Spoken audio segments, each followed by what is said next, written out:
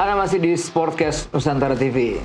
Coach Supri dan Erwin, malam hari ini sebenarnya kita ingin mengajak seluruh penggemar sepak bola untuk mengarahkan perhatian ke U17. Jadi jangan terlalu fokus ke timnas karena U17 di depan mata dan ini eventnya Piala Dunia. Piala Dunia. Ini kesempatan yang luar biasa ya buat adik-adik kita, anak-anak kita ya. Gimana Mas Erwin? Iya, Piala Dunia dan mereka lolos dari jalur kualifikasi, bukan dari jalur tuan rumah. Iya. Ini salah satu ya kita juga harus apresiasi perjuangan dari U17, pelatih dan juga PSSI. PSSI dalam hal ini memfasilitasi, memberikan turnamen, memberikan uji coba, memberikan TC di luar negeri mendapatkan lawan-lawan yang menurut saya juga bagus-bagus ya. Ada Paraguay, ada Pantai Gading, ada Panama gitu ya. Dan sebelumnya itu kan juga ada Piala Kemerdekaan di Medan. Betul. Jadi oke, masih levelnya 17, tapi seperti kata Bang Boy, Piala Dunia ya, Piala Dunia U17 dan masuknya lewat jalur kualifikasi gitu ya. Dan ini kan pemain-pemain yang dibina juga di Indonesia meskipun juga ada 3 orang yang diaspora. 3 atau 4 orang? 4 orang yang diaspora. Dan pelatihnya juga Coach Nova, artinya ini harapan pelatih-pelatih generasi muda lah ya, termasuk kawan kita ini. juga pelatih generasi baru gitu ya. Artinya harus diapresiasi dan harus didukung. Apapun hasilnya nanti harus tetap didukung. Ini kan calonnya pemain-pemain nasional masa depan gitu. Generasi penerus. Coach Supri kan juga pernah ada dalam tahapan itu kan ya. Sampai ke Primavera itu juga sesuatu yang luar biasa juga. Ya kan yang dialami oleh Coach Supri. Iya, sepak bola membawa saya ke tempat yang tidak pernah saya pikirkan.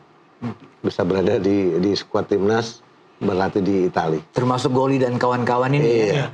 Tapi momentum ini untuk adik-adik kita seperti Evandra, Goli, ini pencapaian yang luar biasa. Terlepas nanti sukses atau tidaknya, tapi kan kita harus memberikan rasa optimisme bahwa mereka pun punya potensi.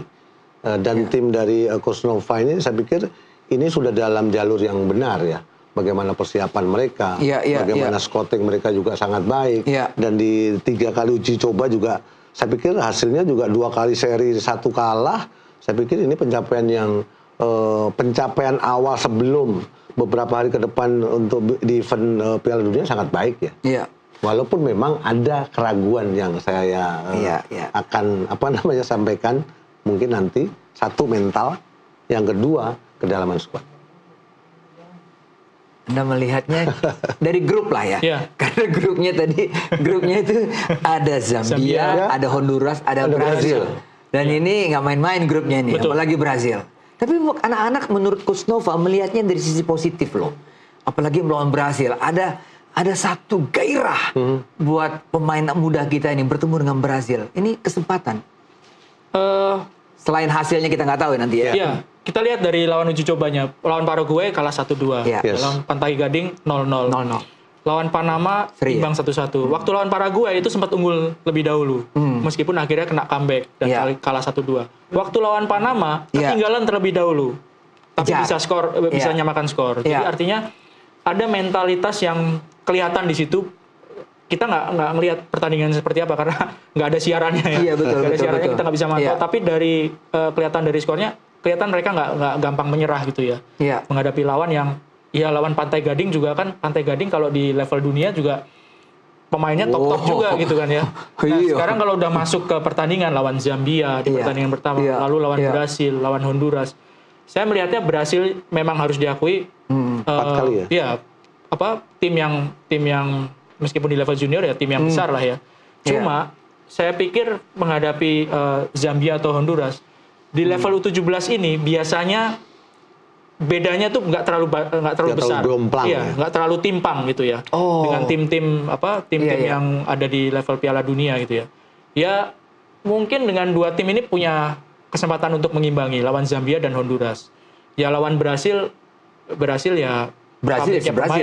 Level berapapun Brazil itu ya level dunia gitu ya, top levelnya. Tapi kalau untuk Honduras, Zambia, saya pikir ada peluang bagi Coach Nova. Pertandingan pertama kita lawan Zambia. Ini pertandingannya menentukan ya. Pertandingan pertama tuh selalu krusial kan ya. Zambia sendiri dua uji cobanya menang terus. Lawan Kaledonia mereka menang 3-0. Lawan Meksiko yang membuat kita terkejut, mereka menang 3-1. Meksiko loh. Ya, Zambia bisa dikatakan lolos ke fase ini kan mereka mampu mencetakkan 12 gol, kemudian hanya kebobolan 2 ya. Di fase kualifikasi.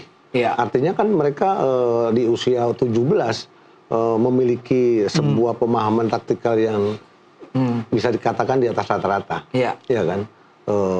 Ini menjadi apa ya? Menjadi pertaruhan awal, start awal yang adik-adik kita nggak boleh lengah gitu.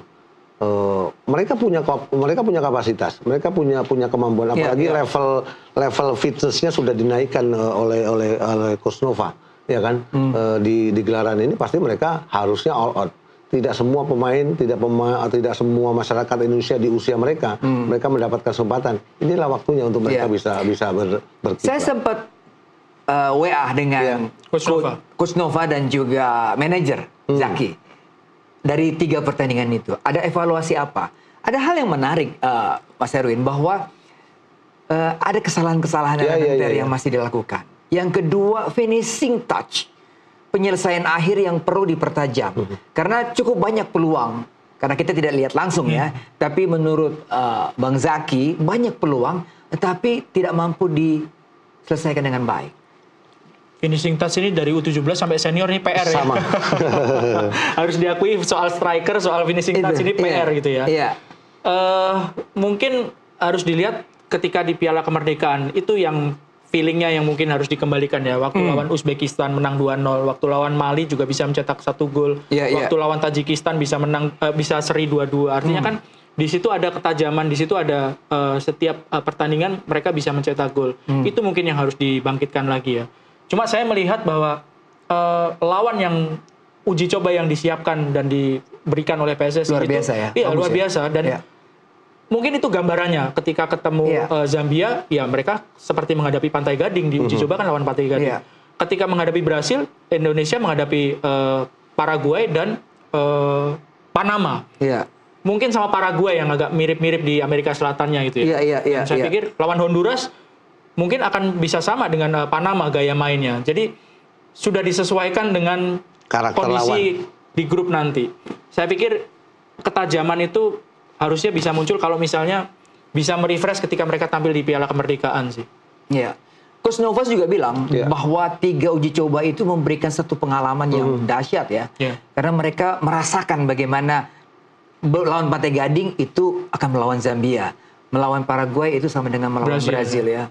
Itu menarik sekali nih, Coach. Iya, karena kan berbicara Pantai Gading, mereka akan bisa mengalami kultur Afrika, karakter bermainnya seperti itu. Di Primavera juga berhadapan dengan anak-anak Afrika yang ditempatkan di beberapa klub. Yes, betul. Bagaimana karakter mereka? Secara fisik mereka memang luar biasa. Kemudian juga stamina fisiknya juga mereka juga mumpuni di usia 17 gitu loh. Ya, tinggal bagaimana para pemain-pemain kita juga ketika memiliki kecepatan mereka juga harus bisa memaksimalkannya di momen-momen yang mereka dapatkan gitu.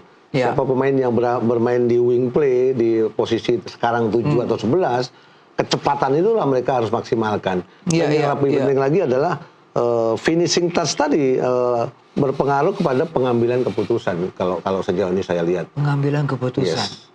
Oke, kalau kita bahas finishing touch berarti seandainya pakai 3-4-3 seperti yang melawan Paraguay terakhir, Panama terakhir ya. Itu Coach Nova memasang 3 penyerang ini. Yaitu Zahabi Holi, Fadi Alberto dan striker Persik ini ya, Mirza Fijaratu. Ya, artinya kan dua winger kita itu kan sebenarnya punya kecepatan. Goli. Iya, Goli kemudian Mirza juga pemain yang sangat baik dengan akselerasi yang memang harus disokong, didukung oleh second line gitu.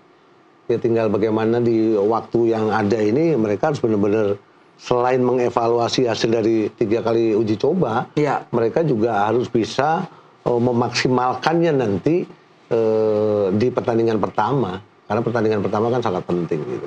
Iya. Anda melihatnya dengan materi sekarang yang ada 4 pemain diaspora ya. ada Matthew Baker, lalu ada penjaga gawangnya. Bahkan di posisi penjaga gawang kita lihat masih tetap penjaga gawang yang lama dong ya, yang dari Dewa kan. Ya, kedalaman squad ini menjadi sangat perlu karena apa? Iya. Lawannya kalau U17 dari Piala Dunia itu udah kuat semua pasti melalui melalui seleksi yang luar biasa. Ya. Yang kedua, mereka bertanding itu setiap 3 hari sekali. Ya, setelah pertandingan besoknya nggak mungkin dong latihan habis-habisan, pasti recovery ya kan. Iya. Dan hanya punya waktu 3 hari itu, saya pikir dalam sebuah turnamen dan levelnya Piala Dunia itu kan pertandingan yang berat gitu. Jadi harus benar-benar dipikir siapa akan diturunkan, terutama ketika menghadapi Brasil, ya kan. Pertandingan kedua, setelah pertandingan pertama hanya rest 3 hari menghadapi lawan yang di atas kertas, lawan paling berat gitu. Itu yang harus dipikirkan dan harusnya sih bisa bermain lepas sih, karena kalau udah di Piala Dunia, terutama setelah pertandingan pertama ya, kalau pertandingan pertama kan berat ya. Iya. Menghadapi Brasil ini yang menjadi salah satu kunci juga gitu. Yang menarik bahwa mereka tidak bermain di stadion ini, bermain di pitch seperti di Senayan itu. Sampingnya ya. Sampingnya. Ini kan menarik juga nih Qatar ya.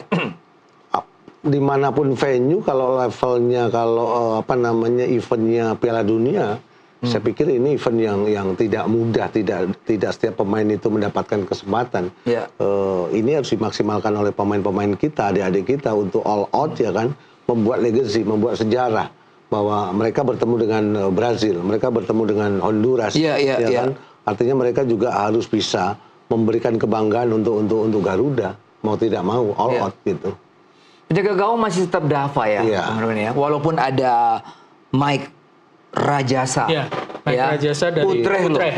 Ini kiper Utrecht. Tapi kita lihat bahwa hasil dari liga lokal kita menampilkan seorang Dava. Ya. Persaingan yang bagus sih ya. Dava selama ini kan menjadi pilihan utama, tapi ketika mendapatkan saingan dari diaspora, dari Utrecht, dari Belanda, Mike Rajasa, ini menjadi sebuah tantangan tentu bagi Dava, dan ya kita tentu berharap siapa yang bisa ditampilkan di situ adalah yang terbaik dengan persaingan yang sehat ya di situ. Dan Coach Nova melihatnya sangat objektif di sini ya. Bahwa kalau memang Dava yang terbaik, walaupun Rajasa dari Utrecht sekalipun.